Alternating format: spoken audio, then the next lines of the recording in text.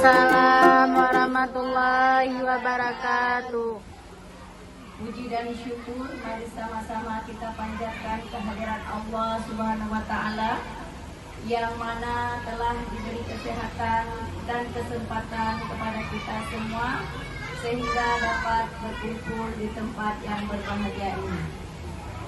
Tidak lupa selawat beriring salam kita sanjung sajikan ke pangkuan alam Nabi besar Muhammad sallallahu alaihi wasallam yang telah membawa kita dari alam kebodohan ke alam yang penuh dengan ilmu pengetahuan. Yang saya hormati Ibu Kepala Sekolah SD Negeri 1 Calu, yang saya hormati rekan-rekan guru SD Negeri 1 Calu semuanya yang telah berhadir di tempat yang berbahagia ini. Baiklah, pada kesempatan ini saya akan mempresentasikan sedikit tentang menyebarkan pemahaman dan penerapan pengalaman budaya positif oleh saya sendiri, Lilawati SPD, SD Negeri 1 Calu, CGP Angkatan 9 Kabupaten Pidi.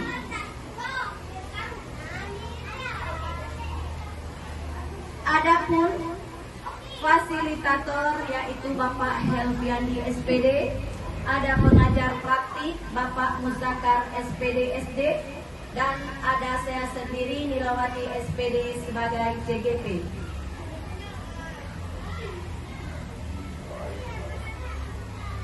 Yang pertama sekali kita akan membahas tentang pengertian dan manfaat.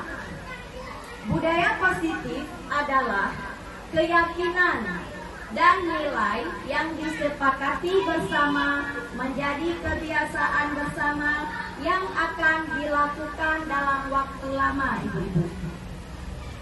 Nah, menerapkan budaya positif dapat meningkatkan kesadaran siswa dalam membentuk karakter positif. Budaya positif dapat dibuat melalui kesepakatan antara guru dan siswa agar siswa merasa terlibat dan bertanggung jawab dalam menjalankan disiplin tersebut. Budaya positif di sekolah masih memiliki banyak manfaat yang dapat dirasakan oleh guru dan murid. Di antaranya, yang pertama, Ibu-ibu, membangun hubungan kerjasama antar murid, guru, dan orang tua. Yang kedua, menumbuhkan kesadaran dalam melakukan hal-hal yang baik. Tiga, murid terbiasa dengan pola hidup teratur. Yang keempat, menciptakan kepercayaan diri dan tanggung jawab. Kelima, membangun karakteristik siswa, mengembangkan kegotong royongan dan kerjasama antar guru, murid, dan orang tua. Yang keenam, menumbuh kembangkan motivasi intrinsik anak. Yang ketujuh, membangun hubungan sosial yang bagus antar warga sekolah. Nah, di sini kita dalam membuat budaya positif itu, kita ajak anak-anaknya, Ibu. Kenapa kita ajak anak-anaknya? Karena sesuatu yang kita buat, terus anak-anak ikuti, orang itu berarti dapat andil dalam membuat budaya positif ini. Seperti apa? Misalnya, di sekolah kita biasakan membudayakan 5S. Ada senyum, sapa, salam, sopan, dan santun. Nah, seperti kegiatan kita sehari-hari, Ibu-ibu. Di sini kita waktu anak-anak datang, anak-anak kita sambut dengan bersalaman dengan ibu guru. Kemudian kita senyum. Sehingga menyebabkan anak-anak orang ke sekolah itu senang. Kenapa? Dari pertama mereka datang, mereka sudah disambut dengan baik oleh ibu-ibu gurunya. Sehingga gak ada ketakutan untuk ke sekolah. Dalam pikiran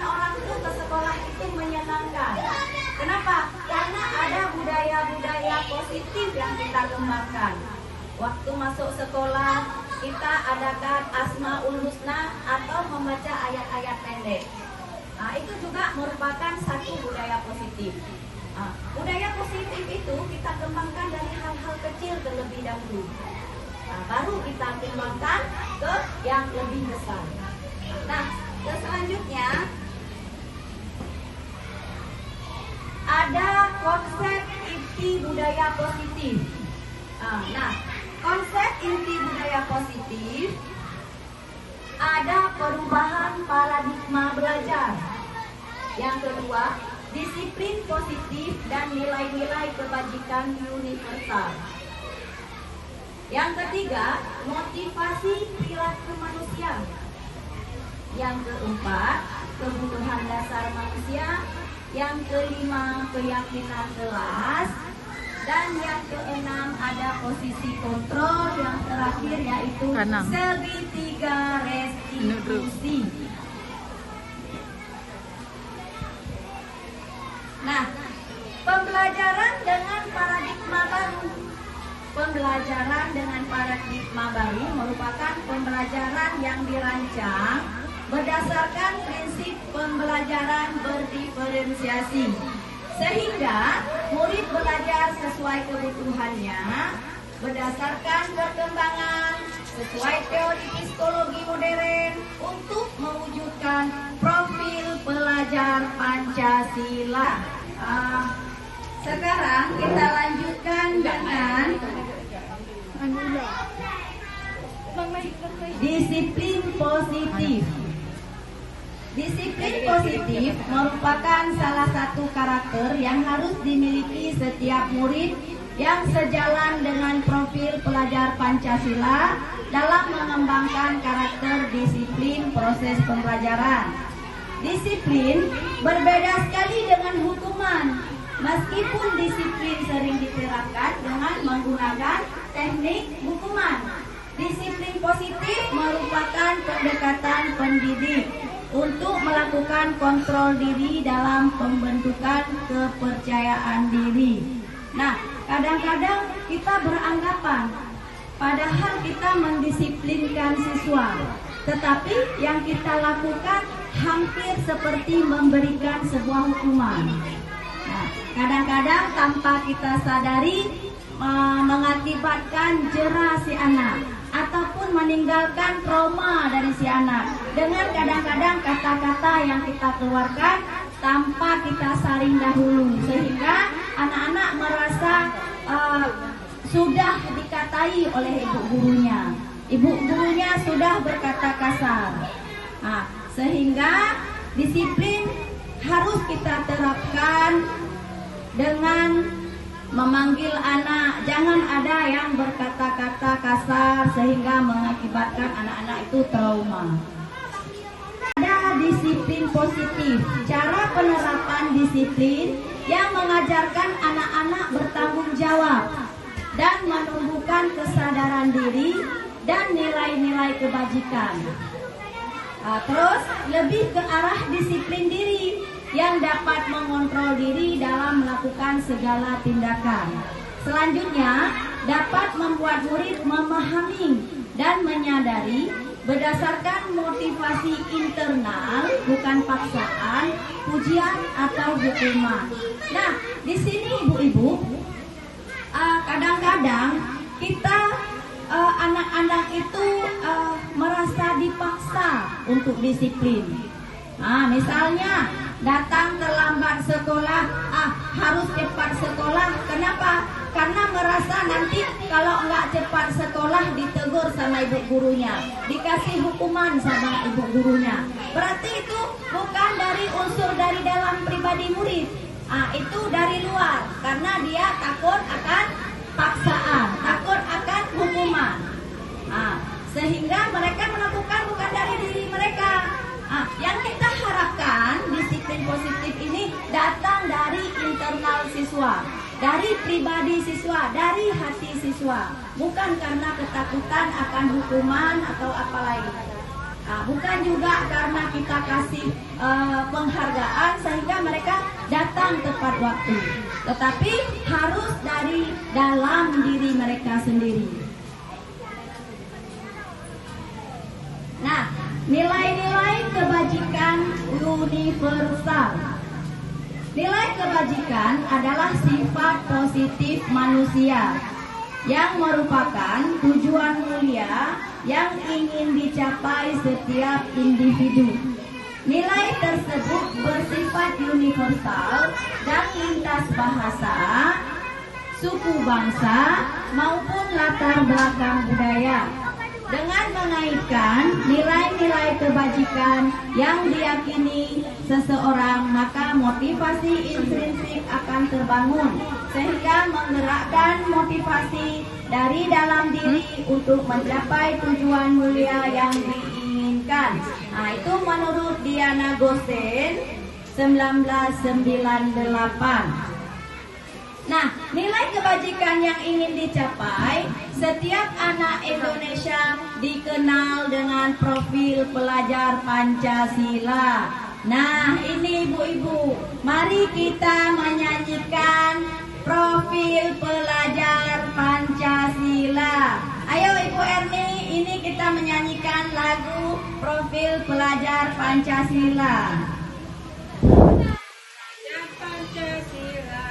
Beriman dan bertakwa pada Tuhan Yang Esa, berkenan mulia, berkebinekaan kobar, gotong royong mandiri, kreatif dan bernalar kritis. Oke, ibu-ibu, tepuk tangan buat ibu-ibu hebat semuanya. Ya, bagus sekali ya. Nah, kita sudah menyanyikan profil pelajar Pancasila. Nah, nilai kebajikan yaitu sifat positif manusia. Nah, nilai kebajikan itu sudah ada, sudah terpatri dalam jiwa kita. Sudah dari kodrat alam kita, sudah bawaan kita. Cuman sekarang kita buat dalam bentuk kesepakatan atau keyakinan kelas. Nah, nilai positif itu, nilai kebajikan itu bisa bertanggung jawab, jujur, mandiri, kreatif kita, disiplin. Nah, itu semua merupakan nilai kebajikan atau nilai positif yang dimiliki manusia. Nah, selanjutnya motivasi perilaku manusia. Motivasi internal. Yang pertama, untuk menjadi orang yang mereka inginkan dan menghargai diri sendiri dengan nilai-nilai mereka miliki. Motivasi perilaku manusia. Nah, yang pertama motivasi internal. Untuk menjadi orang yang mereka inginkan dan menghargai diri sendiri dengan nilai-nilai yang mereka miliki.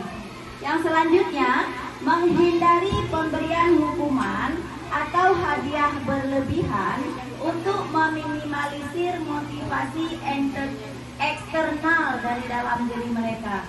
Nah, ibu-ibu kadang kita berpendapat bahwasanya kalau kita kasih hukuman, anak-anak akan jerah. Namun kadang-kadang persepsi seperti itu salah. Kenapa? Anak-anak jerah, cuman mereka dengan seringnya kita memberikan hukuman, jadi tidak memikirkan lagi, oh nanti akan kulakukan lagi, cuma dikasih hukuman, nanti besoknya, dah aku buat lagi, kasih lagi hukuman. Jadi nggak ada yang dari dalam dia, dari dalam diri dia sendiri. Kemudian itu berarti dalam eksternal. Jadi dia bisa berulang lagi yang dia lakukan kalau kita memberi hukuman. Dan hukuman itu akan mendalam, ibu-ibu. Akan terletak di hati mereka apabila yang menyakitkan kita katakan. Akan dia ingat selalu. Kemudian kita ada kadangkala mengasih penghargaan. Ada ibu-ibu guru kadang kasih penghargaan. Kita menganggap kita beri penghargaan itu sudah bagus, kecuali standing applause atau tepuk tangan itu boleh. Tapi kalau udah kasih penghargaan berlebihan, kita menjanjikan sesuatu, itu udah tidak bagus.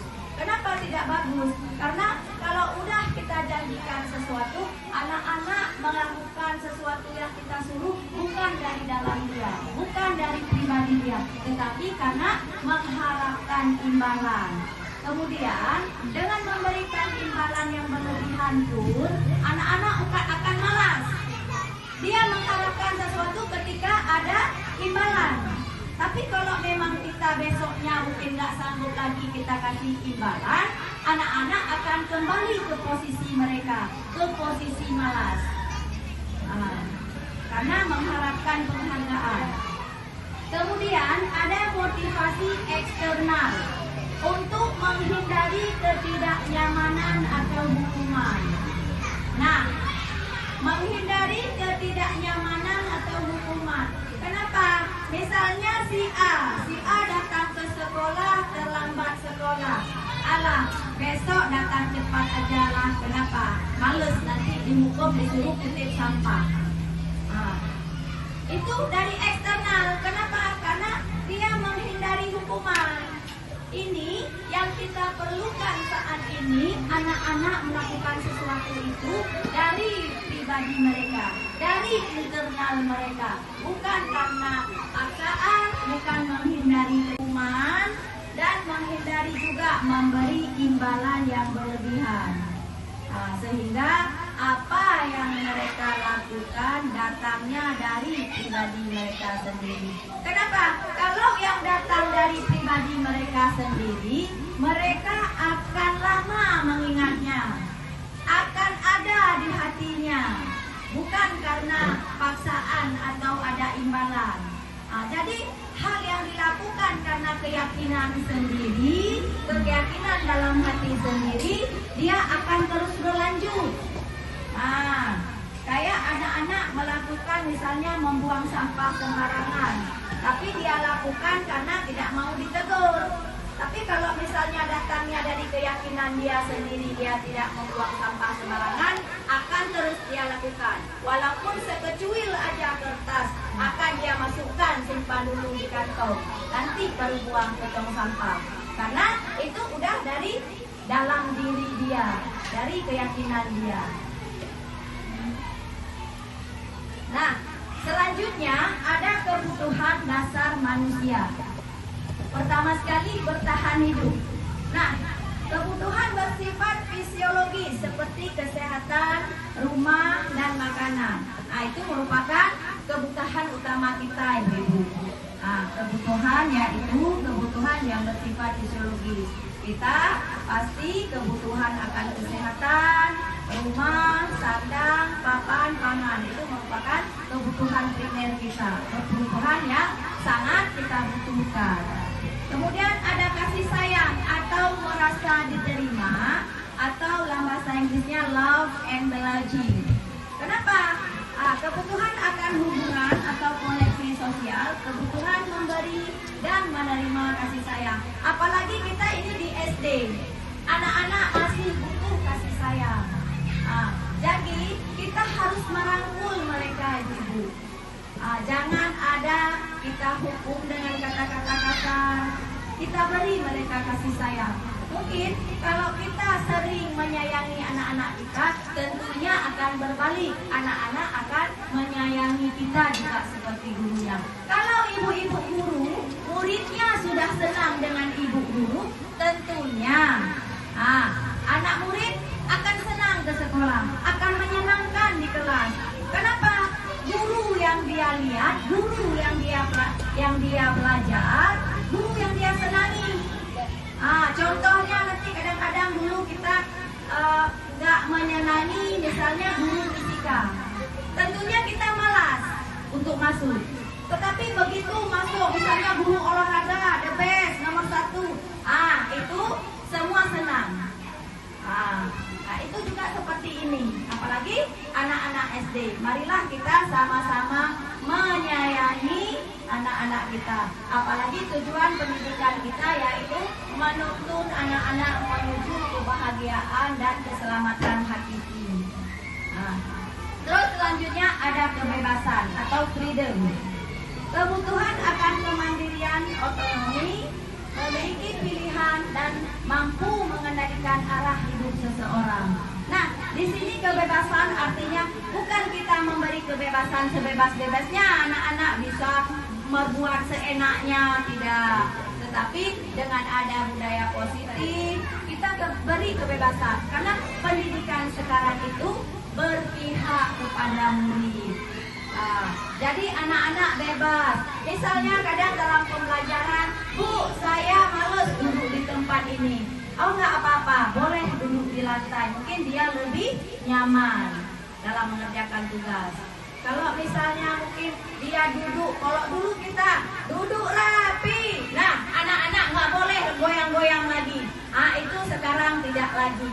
Anak-anak mempunyai karakteristik yang berbeda-beda. Tugas kita guru yaitu menggali karakteristik mereka, menggali potensi mereka, menggali bakat mereka, sehingga apa yang kita lakukan tidak merasa bosan muridnya.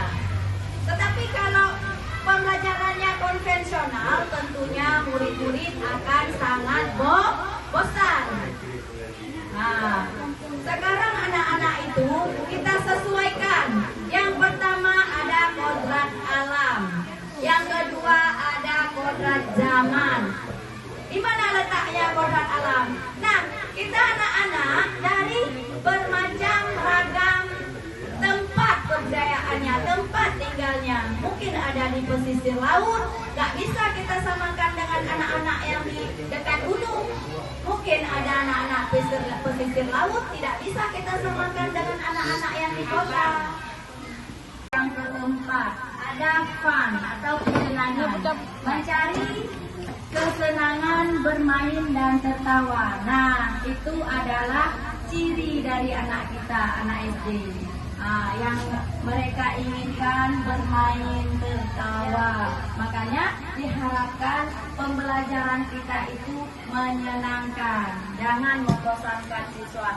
Sekarang mudah sekali kita buat pembelajaran menyenangkan. Banyak sekali kita bisa lihat di YouTube cara pembelajaran yang menyenangkan. Sesekali dalam pembelajaran kita selingi dengan ice breaking.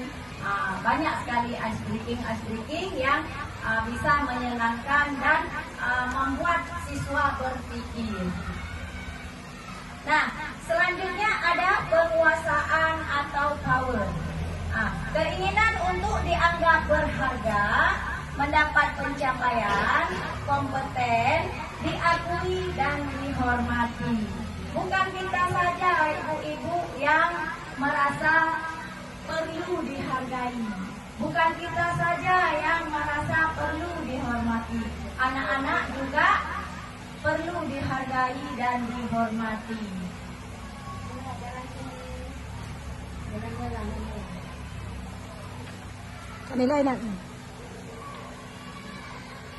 Kenapa?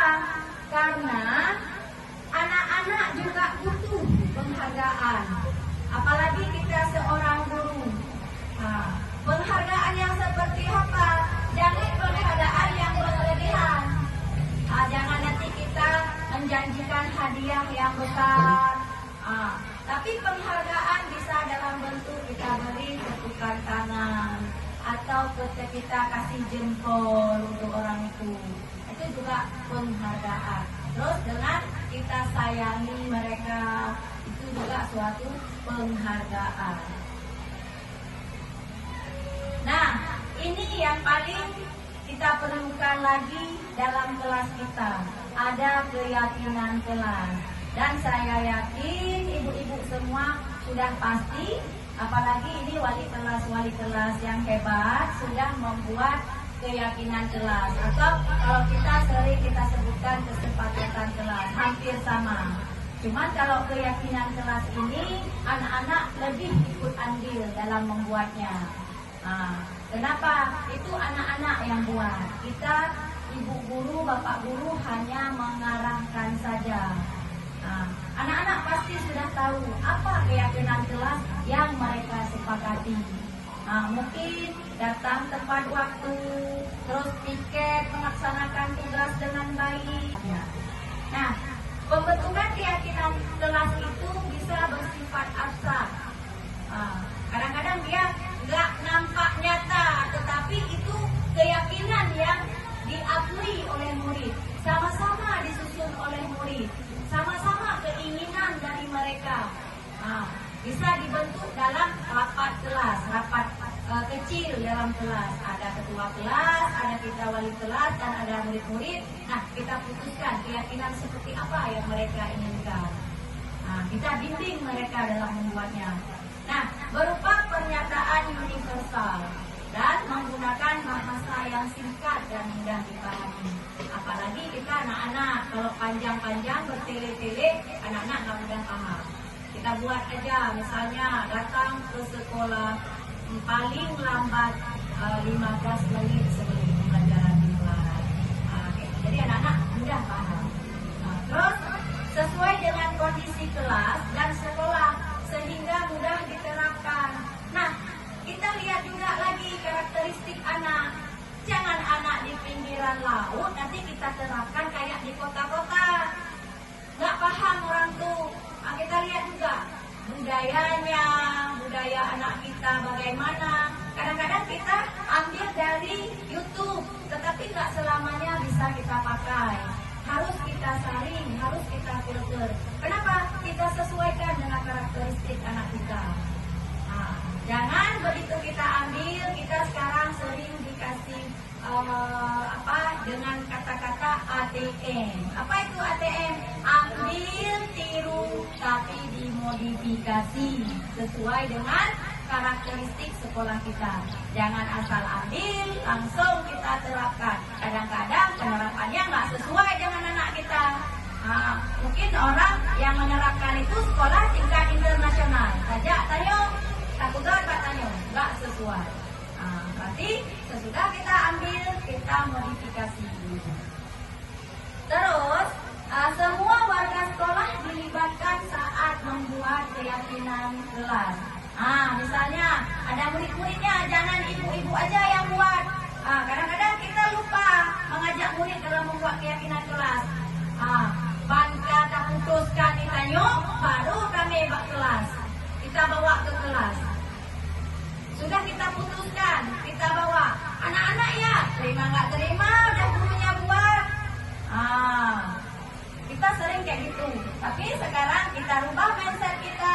Kita buat keyakinan kelas dengan adanya campur tangan murid. Apalagi sekarang pembelajaran kita berpihak kepada murid.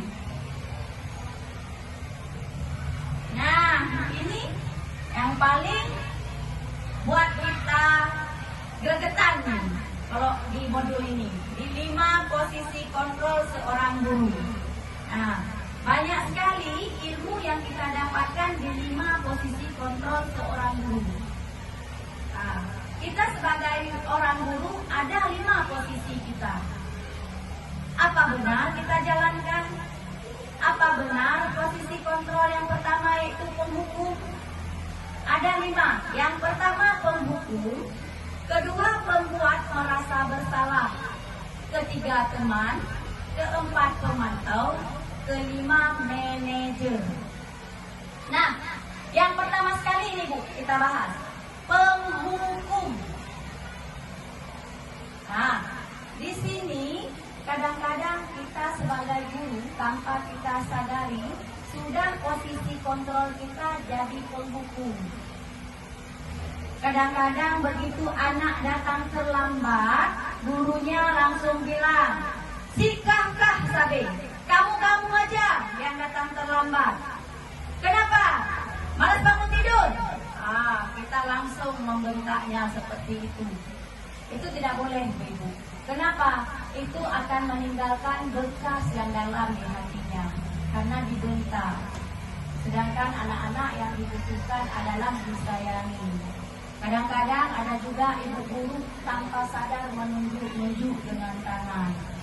Itu memang hal sepele ibu kita lakukan. Hei, kayak gitu. Itu sebenarnya sepele kita lakukan, tetapi mendalam di hati anak-anak. Kenapa? Karena mereka merasa tidak dihargai. Nah, itu pemukul. Apalagi yang kita hukum dengan yang lebih ini lagi, misalnya ada yang melempar anak-anak dengan apa? Dengan penghapus, dengan ini, itu nggak boleh. Nah, sekarang ada 5 posisi kontrol. Yang keempat yaitu pemantau. Nah, kalau pemantau itu, ibu-ibu bisa memantau murid atas segala tingkah laku mereka, apa yang dilakukan. Kita di sini hanya sebagai pengontrol. Nanti kalau misalnya murid-muridnya melakukan kesalahan, baru bisa kita tegur. Kita cuma mengontrol keadaan mereka, apa yang mereka kerjakan. Nah, ada posisi kelima yaitu manajer. Nah, di posisi manajer inilah posisi kita sebagai guru yang paling mantap. Kenapa di posisi manajer ini? Di posisi manajer ini kita bisa melakukan yang namanya, nanti ada slide selanjutnya, yaitu restitusi. Ada restitusi.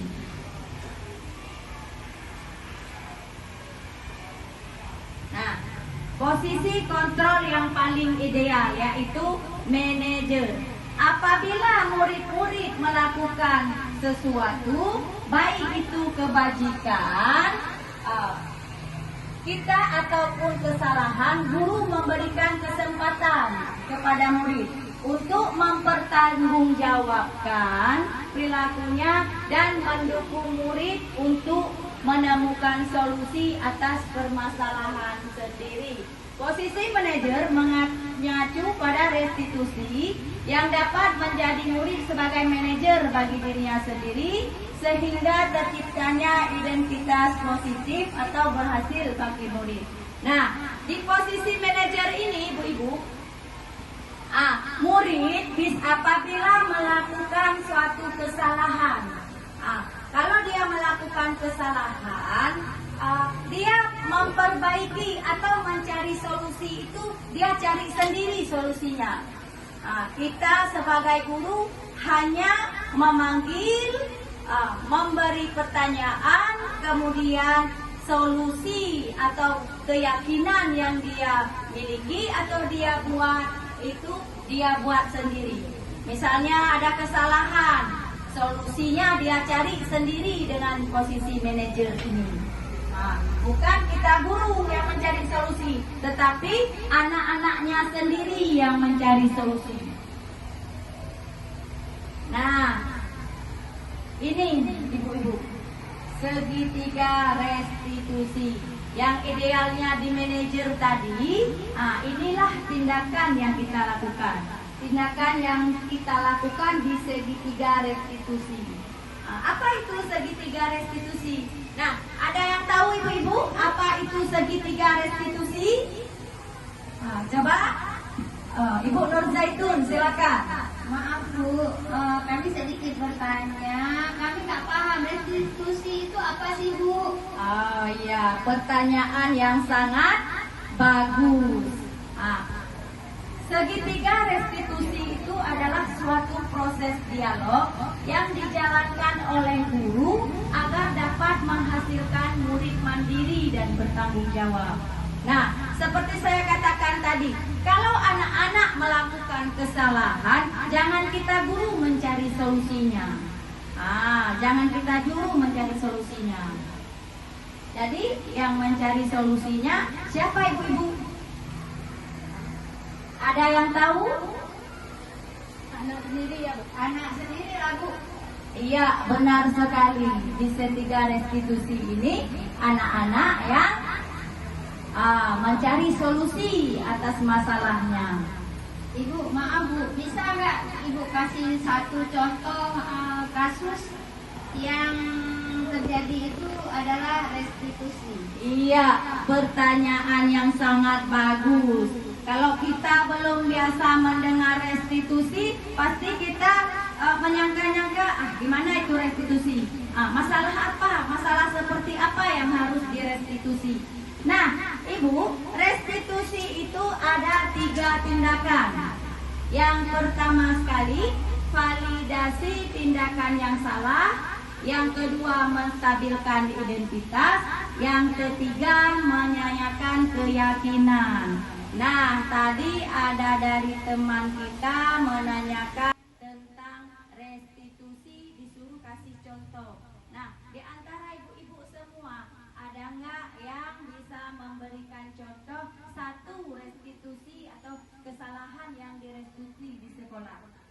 Ada ibu-ibu? Bagaimana ibu-ibu hebat semuanya? Oke, nggak masalah. Mungkin karena baru mendengar restitusi, belum tahu menjelaskan contohnya. Nah, saya akan memberikan satu contoh restitusi yang sering terjadi di sekolah. Yang pertama, sering kita contohkan, ada misalnya wali kelas hari ini tidak hadir ke sekolah. Kemudian karena wali kelasnya tidak hadir, diganti dengan guru honorer. Nah, begitu guru honorer masuk, guru honorer memberi tugas, tapi ada di antara anak-anak tidak mengerjakan tugas.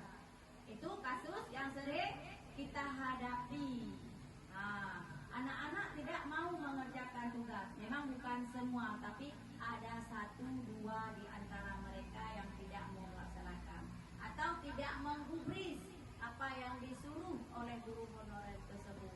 Nah, tindakan apa yang kita? Misalnya ada si A dan si B yang tidak mau mengerjakan tugas karena yang kasihnya guru honorer. Kita harus memanggil pertama sekali ibu. Ada yang namanya validasi tindakan yang salah. Validasi tindakan yang salah. Bagaimana validasi tindakan yang salah itu? Pertama sekali kita bilang sama mereka, nah, berbuat salah itu biasa. Kita manusia, pasti tidak luput dari salah. Itu sudah termasuk validasi tindakan. Kenapa? Setiap orang yang berbuat salah, lagi emosional, lagi marah-marahnya, kadang-kadang dia kok kita suruh langsung penyelesaian, tidak akan ada titik temu. Jadi, kenapa kita validasi dulu tindakan yang salahnya? Bagaimana memvalidasinya? Seperti itu. Kita tenangkan dulu pikiran-pikiran mereka yang lagi emosional. Kita bilang bahwasanya setiap manusia pernah melakukan salah atau tidak luput dari kesalahan. Nah, selanjutnya kita menstabilkan identitas. Kita stabilkan identitasnya. Kita bilang, kita tanya siapa yang berbuat salah, siapa yang kena dari kesalahan itu. Kita stabilkan dulu. Kita stabilkan identitas mereka.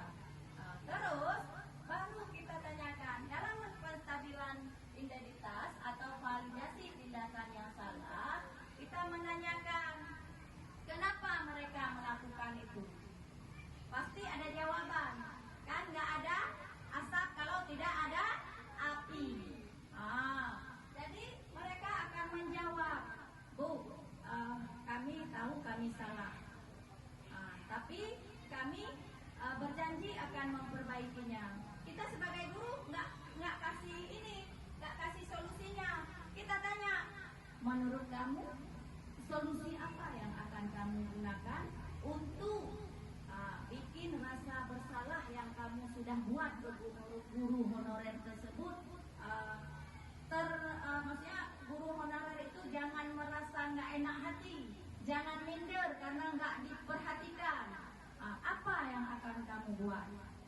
Berarti kan kita menanyakan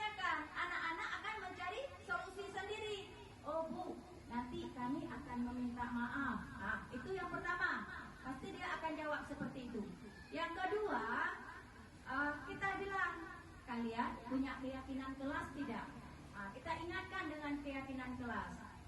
Misalnya dia jawab, ada Bu. Apa keyakinan kalian, kelas kalian yang sudah kalian tidak lakukan dengan guru honorer itu? Kami tidak menghormatinya, Ibu. Nah, pasti dia menjawab. Berarti itu jawaban dari mereka, bukan kita. Nah, tadi di yang kasus guru honorer tadi, anak-anak akan melakukan keyakinan kelas sendiri, mungkin merevisinya. Mereka akan membuat keyakinan kelas, di situ bisa termasuk menghormati gurunya. Akan mereka buat. Berarti solusi itu mereka dapatkan sendiri, ibu-ibu. Kita sebagai guru memanage aja. Kita sebagai guru manajer. Kita tanyakan, kita validasi tindakan yang salah, kita tanyakan menstabilkan identitas, kemudian kita tanyakan keyakinan kelas yang mereka yang mereka akan buat.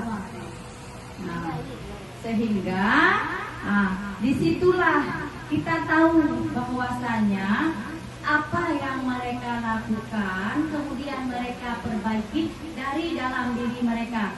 Bukan kita suruh, dah minta maaf sama guru honorer itu. Bukan seperti itu. Ataupun telepon dia. Mereka membuat keyakinan kelas. Sesudah membuat keyakinan kelas, mereka bisa menghubungi guru wali kelasnya atau kepala sekolahnya. Bahwasanya besok-besok Bu, kalau memang tidak ada guru wali kelasnya, kami mau ibu guru honorer itu yang menggantikan. Biar dia senang. Kalau sudah ada kata senang terhadap gurunya, otomatis pembelajaran yang dijalankan juga akan menyenangkan. Karena kadang-kadang anak-anak bersifat seperti ini, Bu-ibu. Kalau mereka bukan dengan ibunya sendiri, dengan wali kelasnya sendiri, itu bisa bertingkah.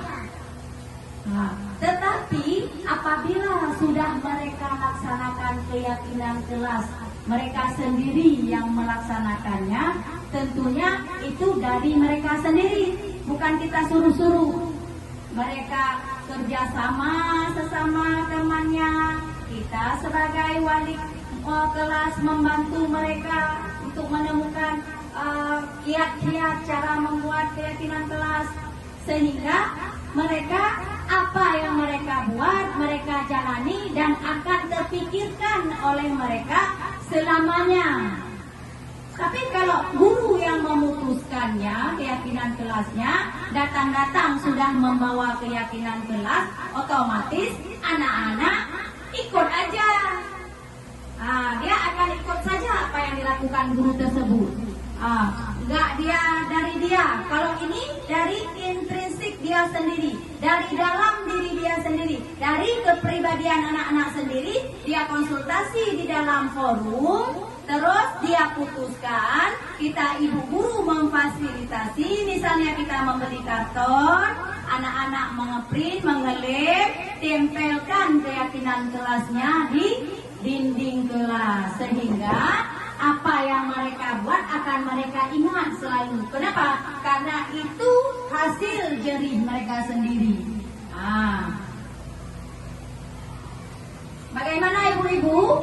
Sudah ada paham mengenai restitusi, segitiga restitusi ini? Paham ibu-ibu? Atau bisa kita kasih contoh satu lagi? Bagaimana ibu? Kasih contoh. Boleh. Berarti kita kasih contoh satu lagi. Tadi kita contohkan anak-anak yang tidak menghormati guru honor. Nah, sekarang kita contohkan misalnya anak-anak yang terlambat datang sekolah. Tentunya sebuah sekolah itu sudah ada yang namanya keyakinan sekolah. Ada nggak ibu-ibu seperti SD Negeri 1 Calu ini keyakinan sekolah? Iya, Namanya beda, Bu.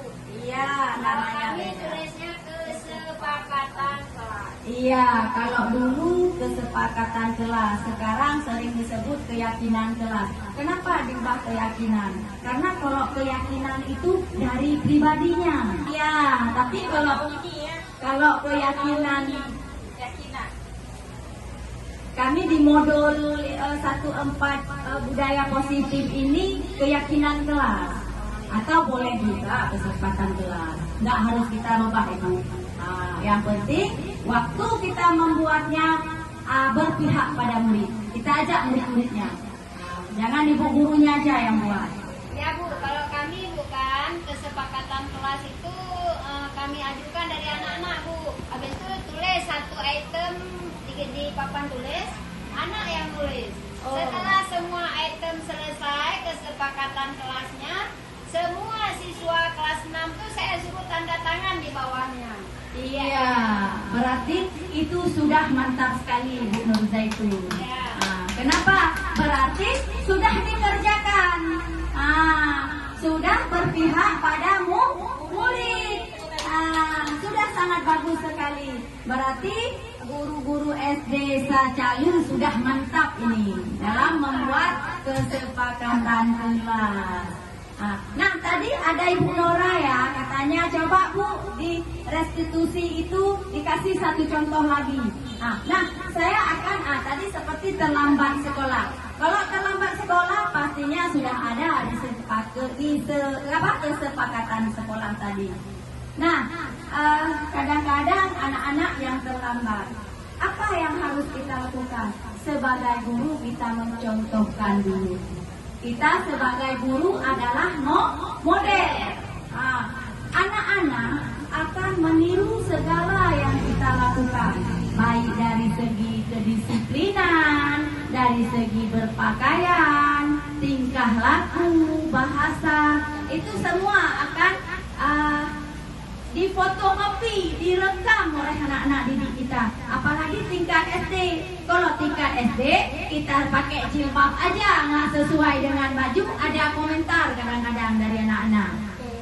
Terus kadang-kadang kita pakai yang bagus menurut mereka pun ada komentar.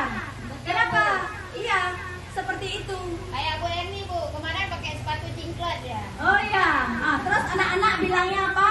Oh iya. Berarti itulah kita mencerminkan apa yang kita gunakan akan ditiru oleh anak-anak. Misalnya kita membuat keyakinan kelas disiplin, jangan datang terlambat. Berarti dari kita ibu-ibunya dulu kita perbaiki. Kalau anak ibu-ibunya sudah disiplin, tentu anak-anaknya akan ikut.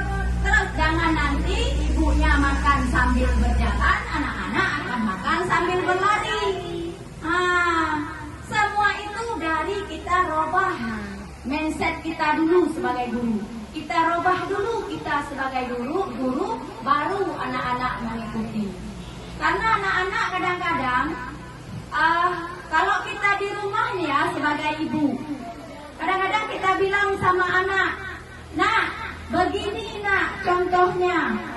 Kalau meleset atau tidak sesuai dengan yang ibu gurunya katakan, otomatis anak-anak akan bilang, "Bu atau Ma, yang dibilang mama itu nggak pas. Yang pas ini yang ibu guru katakan." Seperti itu anak-anak. Makanya kalau kita seorang guru mau jadi model, jadilah model yang baik. Benar sekali ibu-ibu. Nah, di posisi 3 restitusi inilah posisi yang paling bagus kita jalankan. Karena kadang-kadang ada juga ibu-ibu kita seorang guru. Misalnya seorang guru kadang-kadang tanpa bertanya, tanpa lihat siapa yang salah, siapa yang benar, tanpa mencari apa yang mereka lakukan, langsung memberi hukuman. Itu tidak boleh. Kita tanyakan dulu, kita cari dulu persoalan. Misalnya kadang-kadang ada juga timbul anak-anak sudah direstitusi atas kesalahannya. Cuman dia di depan kita dia maafkan kawannya. Tapi dendamnya masih berlanjut. Dalam hatinya masih berlanjut. Berarti itu kita sebagai guru harus kita lakukan pendekatan lagi. Biar sampai selesai. Apa yang kita takutkan? Nanti anak-anak pulang sekolah lanjutkan lagi di jalanan. Karena masih ada dendam di hatinya. Segitiga restitusi. Guru yang berperan sebagai manajer menggunakan segitiga restitusi dalam penyelesaian masalah. Kita guru sebagai manajer, anak-anak yang kita manajerkan, kita manajernya, anak-anak yang membuat salah dan yang kena kesalahan itu kita panggil.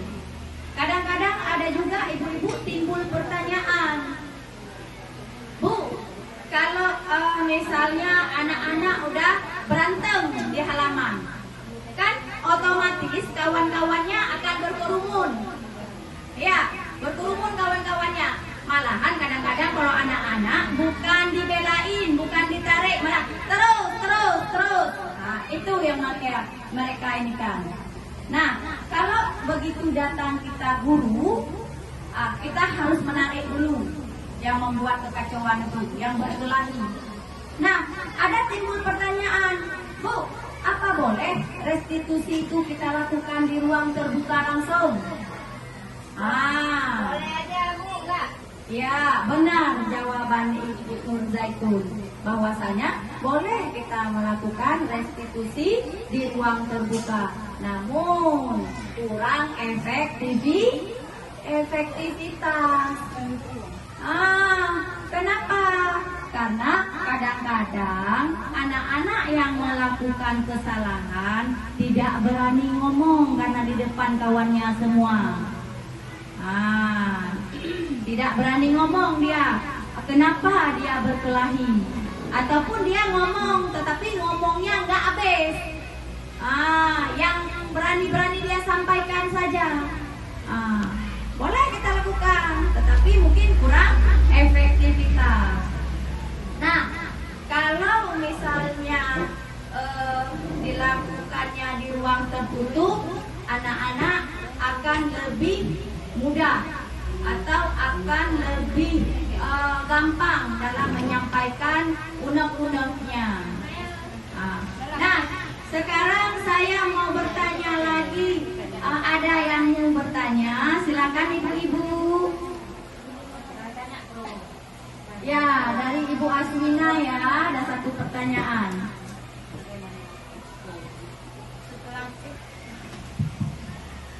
Setelah kami mendengar penjelasan dari Bu Mila tadi, jadi ini ada sedikit agak janggal gitu kan. Jadi yang ingin saya tanyakan tentang bagaimana solusinya murid yang sudah mendapatkan restitusi dari temannya, yang berbuat salah namun diam-diam tidak memaafkan dengan tulus. Sebagai guru, apa yang harus kita lakukan? Supaya tidak terjadi nanti waktu pulangnya, akhirnya bisa terselesaikan di sekolah. Benar sekali Ibu, bagus sekali ya pertanyaannya. Terima kasih Ibu Asmina sudah memberikan satu pertanyaan yang luar biasa. Nah, Ibu Asmina menanyakan, kalau kadang-kadang anak-anakku di sekolah sudah direstitusi sama apa kepala sekolah, apa guru-gurunya atau wali kelasnya, tetapi yang dia maafkan itu udah saling bermaafan, tetapi dalam hatinya tidak tulus. Tidak tulus dia mengerjakan. Nah, apa yang harus kita lakukan? Nah, Ibu Asmina, berarti kita harus memanggil lagi mereka.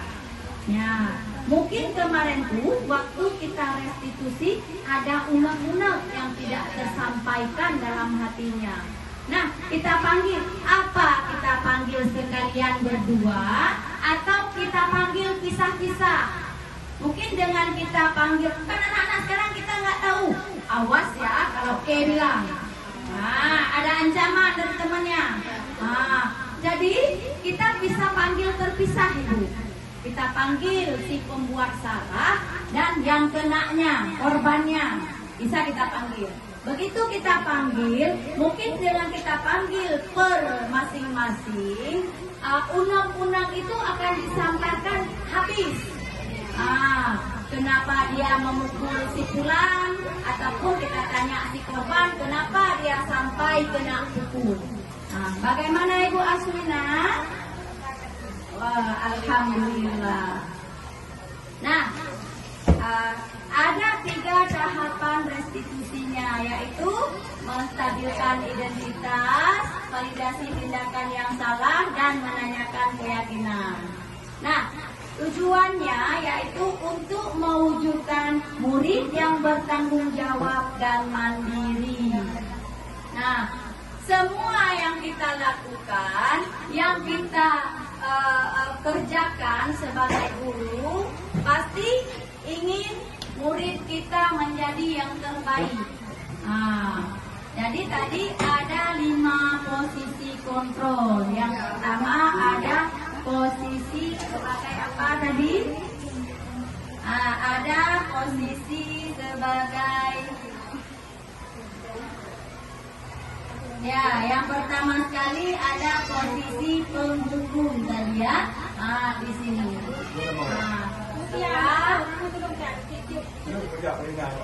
Ada posisi pembuat merasa bersalah.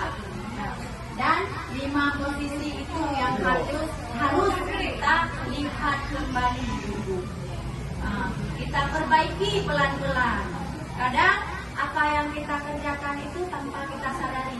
Jangankan ibu-ibu, saya pribadi banyak hal tanpa kita sadari kita lakukan. Kadang-kadang sedikit besar suara karena besar. Kita nggak tahu bahwasanya dengan suara yang besar itu ada anak-anak kadang-kadang merasa dibentak, padahal mungkin besar sedikit suara kita itu. Berarti sesudah kita melihat mengikuti presentasi ini, pelan-pelan kita coba rubah. Kalau posisi penghukum itu sebaiknya jangan ada. Nah, kecuali kayak gini bisa ada posisi penghukum, tetapi mengarah kepada kebaikan. Contohnya, misalnya anak-anak begitu datang terlambat, tadi dia kan nggak ada Asmaul Husna, Ibu. Jadi kita suruh berdiri di depan membacakan Asmaul Husna. Tapi jangan kita bilang itu penghukum, kita bilang aja itu konsekuensi. Konsekuensi yang kita berikan. Kalau kita katakan dengan kata-kata penghukum, kayak nggak enak didengar. Jadi kita bilang konsekuensi, karena kan konsekuensi itu boleh kita buat.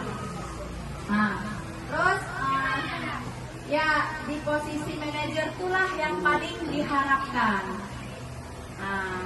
Di sini kita bisa menjadi manajer yang baik, bisa memantau anak-anak. Terus di posisi manajer itu,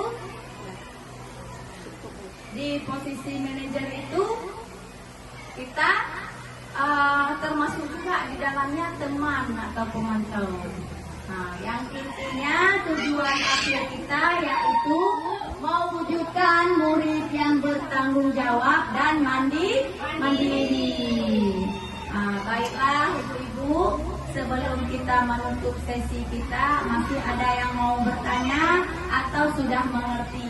Gimana ibu-ibu? Pas, Bu. Alhamdulillah. Ada ilmu yang kita terima. Ibu, tinggal kita mempraktekkan di kelas kita masing-masing. Benar sekali Ibu Nur Zaitun, katanya tinggal kita mempraktekkan di kelas masing-masing. Sangat setuju, saya sangat setuju. Namanya pembaharuan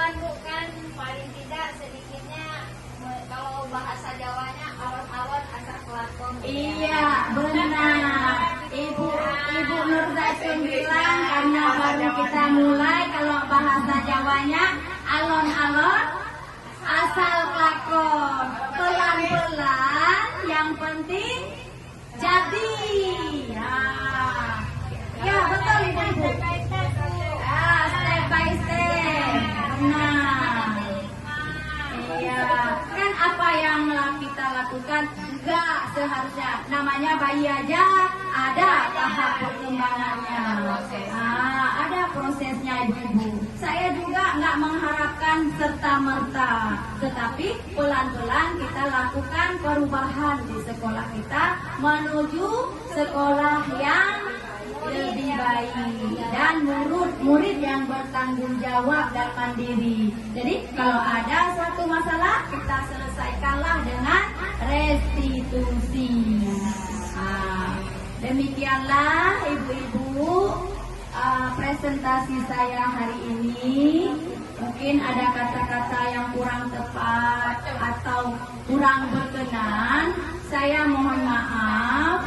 Semoga apa yang saya sampaikan bisa kita jalankan bersama-sama menuju sekolah kita ke arah yang lebih baik. Semangat ibu-ibu. Alhamdulillah. Saya akhiri. Wabillahi taufiq wal hidayah. Wassalamualaikum warahmatullahi wabarakatuh. Waalaikumsalam warahmatullahi wabarakatuh. Waalaikumsalam warahmatullahi wabarakatuh. Puji dan syukur mari sama-sama kita panjatkan kehadiran Allah Subhanahu wa taala yang mana telah memberi kesehatan dan kesempatan kepada kita semua agar dapat berkumpul di tempat yang berbahagia ini. Tidak lupa pula selawat beriring salam kita sanjung sajikan kepangkuan alam Nabi besar Muhammad sallallahu alaihi wasallam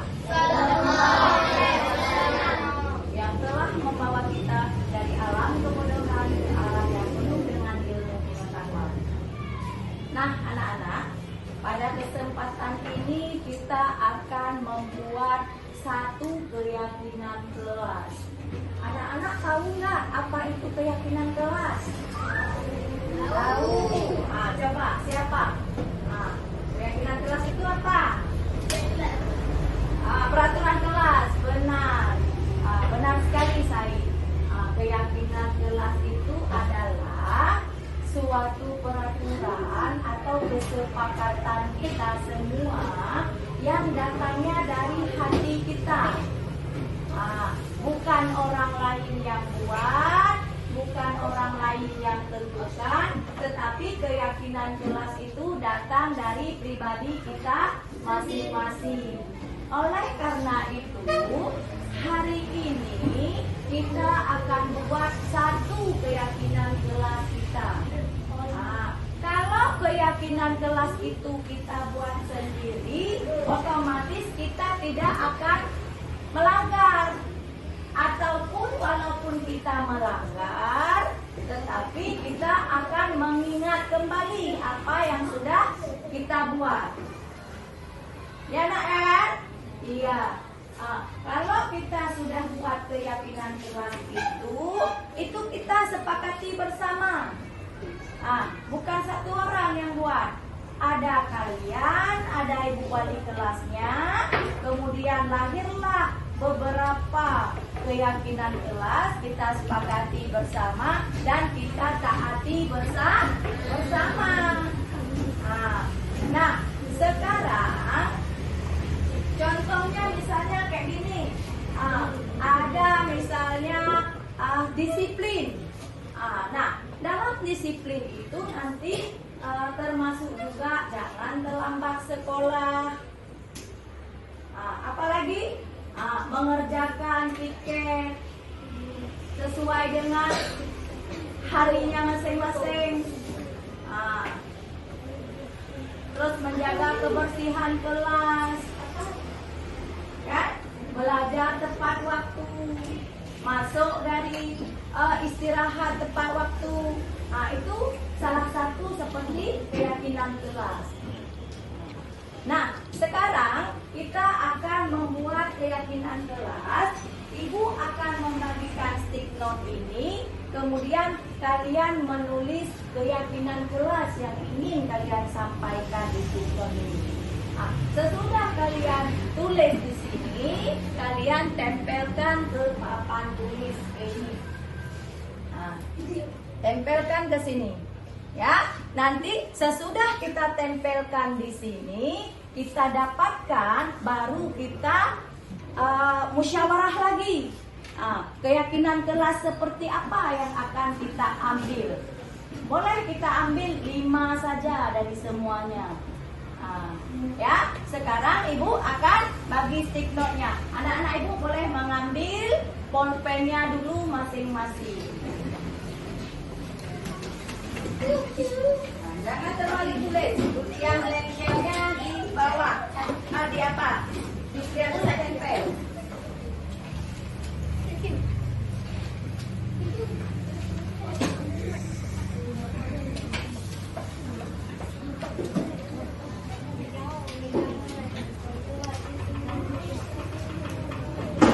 Kalau nak sebelah situ pergi sebentar.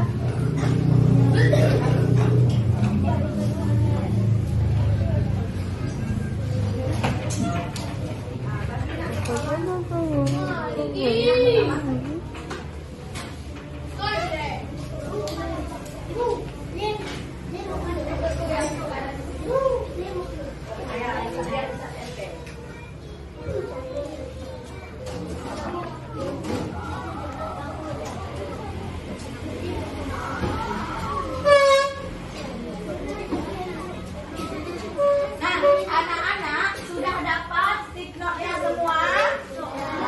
Kalau sudah dapat, silakan anak-anak Ibu menulis keyakinan kelas apa yang ingin anak Ibu sampaikan. Silakan menulis. Apa situ aja? Udah cepat-cepat nak ditulis. Nggak perlu panjang, tulis aja sesuai kalian. Misalnya mau tulis jaga kebersihan kelas. Terserah kalian. Jangan ribut waktu belajar. Terserah. Mau tulis disiplin, bertanggung jawab, apa aja boleh. Yang sudah langsung bangun, tempelkan ke depan. Cepat-cepat ya, Nenek.